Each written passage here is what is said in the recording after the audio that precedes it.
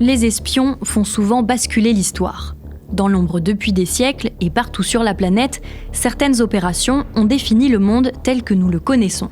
Vous écoutez Nid d'espions, le podcast de l'Express consacré au renseignement.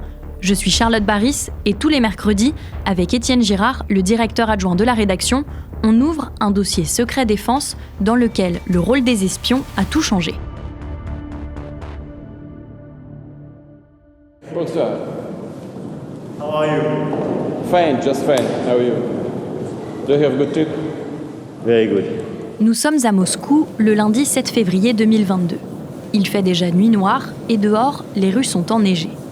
Emmanuel Macron vient d'entrer dans une immense salle du palais présidentiel russe. Vladimir Poutine est installé de l'autre côté de la pièce.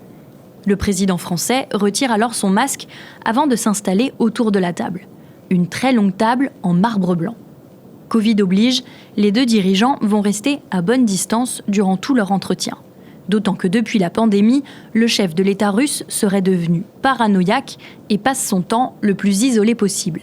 L'image va faire le tour du monde parce qu'elle illustre la distance qui existe désormais entre l'Europe et la Russie. Car si Emmanuel Macron a fait le déplacement, c'est pour parler désescalade. La tension entre la Russie et l'Ukraine monte depuis la fin du mois de décembre 2021. 100 000 soldats russes multiplient les manœuvres près des frontières ukrainiennes. On craint des attaques, voire une guerre. Emmanuel Macron est le premier chef d'État européen à rencontrer Vladimir Poutine depuis fin 2021. C'est la discussion de la dernière chance et elle va durer près de 5 heures. En même temps, à Paris, les analyses se multiplient sur les plateaux télé et à la radio. Et dans la soirée, on peut entendre cette phrase sur RTL. Vous dites qu'il n'y aura pas de guerre en Ukraine. Oui, j'en suis sûr, je suis vraiment convaincu. Et je crois qu'aujourd'hui, Emmanuel Macron et Vladimir Poutine à Moscou travaillent justement pour éviter cette guerre. Vous savez, d'abord, mon assurance vient du fait que la politique étrangère de la Russie et celle de Vladimir Poutine est tout à fait prévisible. Et alors, quand on analyse toutes ces actions extérieures, il faut toujours se poser les questions, ça sert à quoi? Alors, ça sert à quoi à la Russie d'attaquer l'Ukraine? Il n'y a aucun sens, aucun intérêt. L'homme que vous venez d'entendre s'appelle Alexandre Orlov. C'est l'ancien ambassadeur de Russie en France. Il est donc très écouté et on l'imagine très bien informé. Mais l'histoire va rapidement lui donner tort. Vladimir Poutine lance son opération spéciale et attaque l'Ukraine 17 jours plus tard. Depuis, le diplomate poursuit ses prises de parole pour défendre la Russie. Mais malgré ses tentatives d'influence, il nie depuis des décennies être un espion du KGB.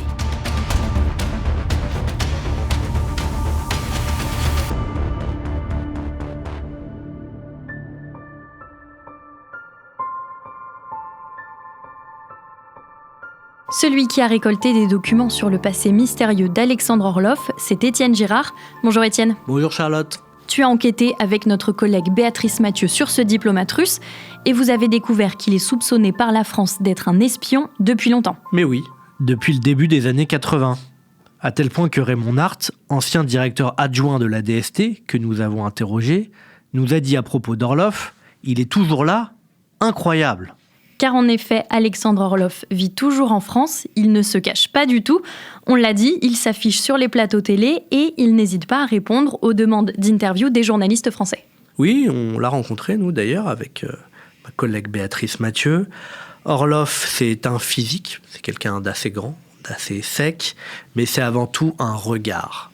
Un regard très bleu, perçant, où pointe une sorte de brutalité qui nous fait dire que c'est quelqu'un qui est d'une loyauté à toute épreuve à son régime, celui de Vladimir Poutine. Et en même temps, c'est quelqu'un qui peut s'avérer d'une courtoisie exquise.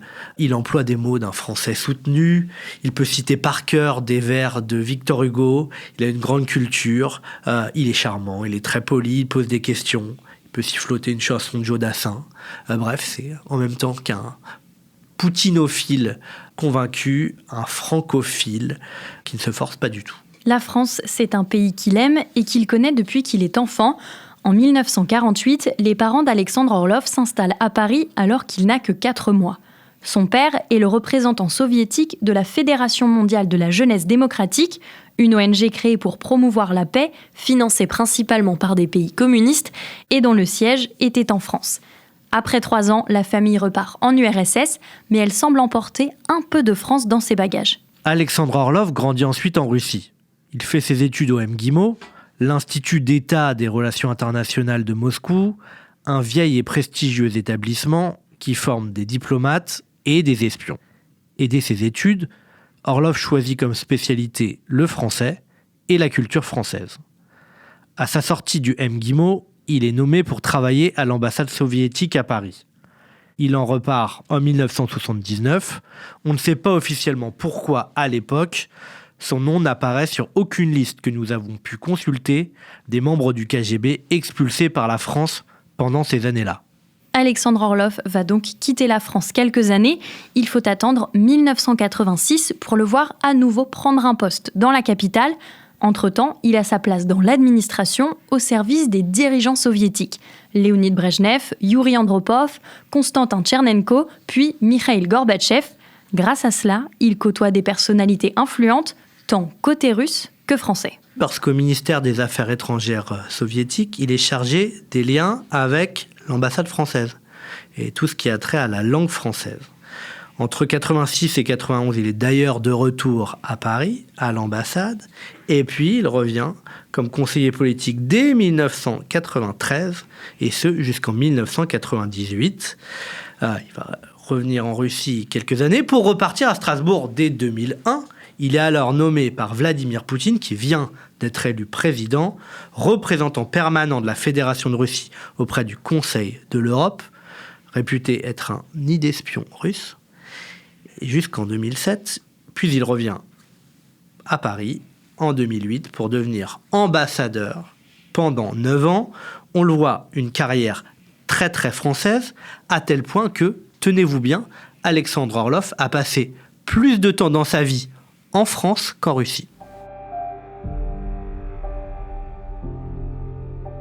Les 4 dernières étapes de la carrière d'Alexandre Orlov auraient donc pu et même dû ne pas exister si on en croit les documents du renseignement français le concernant remontant aux années 70. La raison, son rôle dans une affaire entourant un écrivain et dissident russe, Andreï Siniavski. Sous pseudonyme, Siniavski publie des œuvres satiriques critiquant le régime soviétique qui sont même éditées en Occident. Il est arrêté en 1965 par le KGB, les services secrets russes, puis condamné à 7 ans de camp de concentration. Au bout d'un peu plus de 5 années au Goulag, il est expulsé vers la France. Il s'installe à Paris, devient professeur de littérature à la Sorbonne, et à ce moment-là, Andreï Siniavski est recontacté par les soviétiques. Un certain Yevgeny Ivanov, qui est lieutenant du KGB, l'approche. Il lui fait du chantage, car les espions russes ont une angoisse, qu'Andreï Siniavski, à Paris, noyote la diaspora soviétique et diffuse un message anti-Union soviétique. On a échangé avec le fils de l'écrivain, c'est l'auteur Yegor Gran, qui se souvient bien de cet événement. Il raconte que l'espion Ivanov a menacé de répandre la rumeur que Siniavski était en réalité un agent du KGB. La DST, l'ancien renseignement intérieur français, est immédiatement mise au courant par l'épouse de Siniavski. Et Yevgeny Ivanov est expulsé du territoire en 1976. Alexandre Orlov a alors seulement 28 ans. Étienne, comment se retrouve-t-il au cœur de cette affaire ? D'après la DST, à ce moment-là, Alexandre Orlov est celui qui pilote dans l'ombre Yevgeny Ivanov. Il est en quelque sorte son chef dans cette tentative de manipulation et de discrédit jeté sur Andreï Siniavski. Quand on regarde les archives, on voit que le renseignement français s'oppose au retour d'Alexandre Orlov sur le territoire français dès 1980. Nous avons obtenu un document du Quai d'Orsay daté du 29 février 1980. Il est signé d'un certain Pierre Anfou, qui est alors chef du bureau des visas et des passeports diplomatiques. Il dit, je cite, que le ministère de l'Intérieur français s'oppose formellement à la venue d'Alexandre Orlov en France, prévue pour 5 jours, pour des entretiens concernant la période de 1939 à 1945. Celui-ci, je cite toujours, en poste à Paris de 1971 à 1979, est en effet maintenant connu pour avoir été chargé d'une mission de noyautage dans le milieu de l'émigration. Il est vraisemblablement envoyé en France pour prendre la place d'un colonel rappelé en URSS. Il a d'autre part été personnellement mêlé à l'affaire Siniavski. On le voit, c'est assez clair. On soupçonne Alexandre Orloff de rejoindre le KGB en France.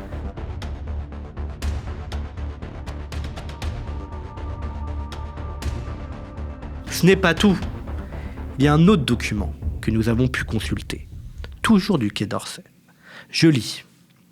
Monsieur Orloff a eu, au cours de ses jours précédents, une activité opérationnelle caractérisée pour le compte du KGB. Il a été impliqué dans une manœuvre contre un couple français et dans une tentative de chantage à l'égard de l'écrivain soviétique émigré Siniavski. Cette note est datée du 26 août 1985, signée de la sous-direction d'Europe orientale du Quai d'Orsay, à destination du directeur de cabinet du ministre, Roland Dumas. Tout cela nous a été confirmé par Raymond Nart, l'ancien directeur adjoint de la DST, dont le nom apparaît sur certains documents de l'époque. Il dit s'être occupé personnellement du dossier Siniavski. Je cite, « À l'arrière-plan, c'était Orloff. C'était un type du KGB, on ne s'est pas trompé. Vous imaginez bien que quand on cataloguait les gens, on faisait attention. » Résultat, le 13 novembre 1985, le visa d'Alexandre Orloff est refusé de façon définitive. L'URSS va répliquer en bloquant à son tour les visas de 2 diplomates français. Pourtant, en 1986, il est bien de retour en France, et ce, grâce au nouveau ministre des Affaires étrangères français, Jean-Bernard Raymond. Raymond a été ambassadeur à Moscou, les 2 hommes s'apprécient, et c'est le Quai d'Orsay qui a le dernier mot concernant les nominations.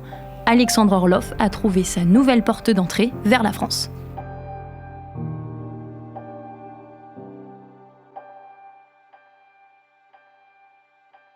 Et évidemment, il nie les accusations d'espionnage. Il assure n'avoir jamais rencontré Andrei Siniavski. Il oppose un récit alternatif. Pour lui, ce sont les Américains qui ont demandé à la France de rejeter son visa et d'apposer l'étiquette KGB. La raison ? Durant la crise des euromissiles, il a fait partie d'une délégation de négociation avec les États-Unis à Genève en 1983. Selon lui, comme les relations s'étaient durcies, ils ont assimilé tous les diplomates à des agents du KGB. Il assure « J'avais des relations cordiales avec des membres du KGB, nous dit-il, mais je n'en étais pas. Peut-être la DST m'a-t-elle vu avec l'un d'entre eux dans la rue, a-t-elle confondu ? Je ne sais pas. » Pourtant, Raymond Nart ajoute que, face à l'enquête des services secrets français, Jean-Bernard Raymond est venu dans son bureau, à la DST, pour faire pression en faveur de son ami Alexandre Orloff.